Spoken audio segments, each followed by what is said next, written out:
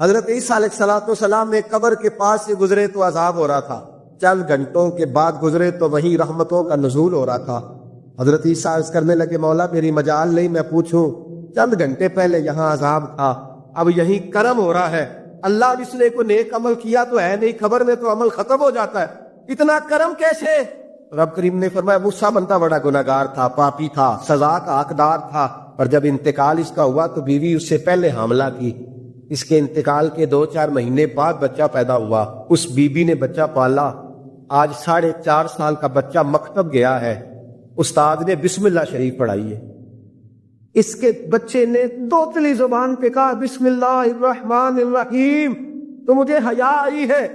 کہ اس بیچارے کو بھی لفظ نہیں ادا کرنے آتے، زمین پر بیٹھ کر یہ توتلی زبان سے مجھے رحمان اور رحیم کہے اور میں اس کے باپ کو سزا دوں، بس بچے نے ایک دفعہ بسم اللہ پڑھی ہے، میں نے باپ کے سارے گناہ معاف فرما دیے۔